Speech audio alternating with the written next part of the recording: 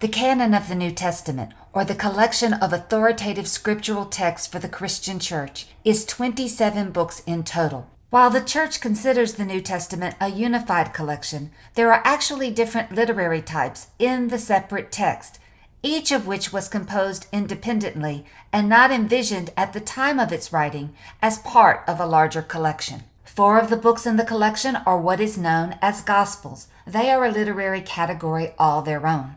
We also have a number of epistles or letters. By some counts, the total is 20.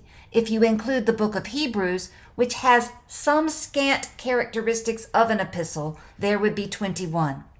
But I like to put Hebrews in the other category, with Acts of the Apostles and Revelation.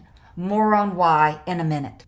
Even though they were not the first documents in the New Testament that were written, the Gospels are the first in order because they provide information in story form about the life, teachings, death, and resurrection of Jesus of Nazareth.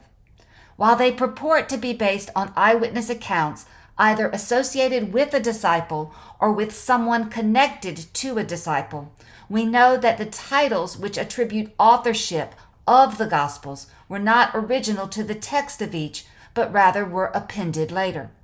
The actual authorship of each gospel work, then, is not known. Further, scholars group Matthew, Mark, and Luke together and call them the synoptic gospels. That is a word that means seen together. The point being made here is that these 3 gospels, and Mark is widely considered to be the earliest and thus the foundational document, share a good deal of information in their telling of the story. They also keep to a similar timeline. The Gospel of John, by contrast, from start to finish, is completely different. It is sometimes known as the spiritual gospel because its focus, the events it includes, and the timeline of Jesus' ministry varies from the synoptics. Epistles or letters are by far the most common type of text in the New Testament.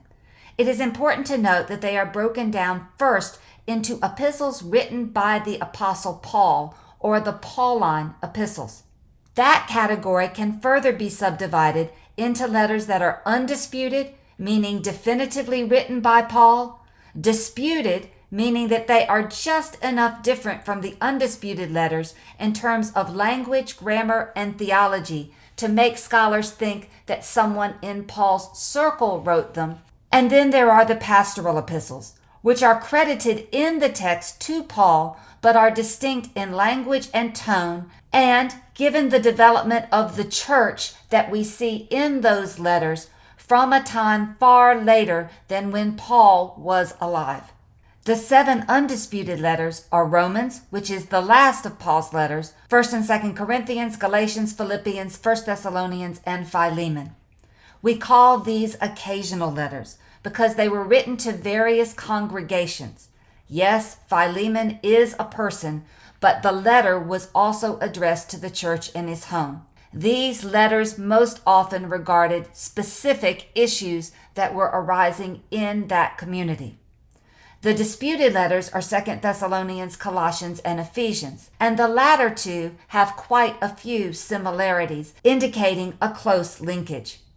The pastorals are 1st and 2nd Timothy and Titus. These letters, by the way, are not to communities, but to persons working with Paul in the ministry. The general epistles are the second category of epistles. They are not directed at any one congregation. Rather, they are to the church as a whole. 1st and 2nd Peter are named for the disciple Peter, although it is unlikely that they are composed by him. 1st, 2nd, and 3rd John are similar to the Gospel of John and may be from a common group of followers. James and Jude are both associated with brothers of Jesus, and James was reported to have been a leader of the Jerusalem church.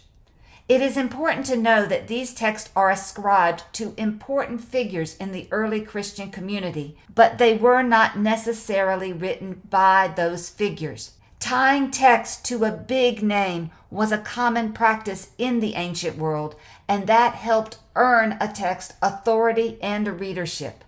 There are a few other books to be considered as well. Acts of the Apostles is actually part 2 of the book of Luke. While Luke goes through Jesus' life, concluding with his crucifixion and resurrection, Acts picks up where it leaves off and creates a narrative about what comes next, focused on the early church and in particular the stories of Peter and then Paul. The book of Hebrews claims to be a letter, as we mentioned earlier, but it doesn't have all that many features of an epistle. Some scholars call it a sermon. It says of itself it is a word of exhortation. However you cut it, it is a unique book in the New Testament. And finally, you have the book of Revelation. It is in a literary genre known as apocalyptic literature, but the book of Revelation itself is kind of a mishmash. What we get is a vision attributed to a man named John, not the John of the Gospel of John and not the John of 1st, 2nd, and 3rd John. That vision is highly symbolic, and it is about the end of history and the beginning of a new age, which is what we are thinking about when we use the word eschatology. But apocalypsis is about a revelation of God. And in this particular instance, that revelation includes some letters to churches in Asia Minor as well. These 27 documents were not named as a collection in any source until the 4th century. Even then, such declarations and fixity did not end the debate about what is in and what is out. That debate continued for thousands of years. Martin Luther is just one example of that I'll give you quickly. He touched off the Protestant Reformation, and he was no fan of the book of James and wanted it gone.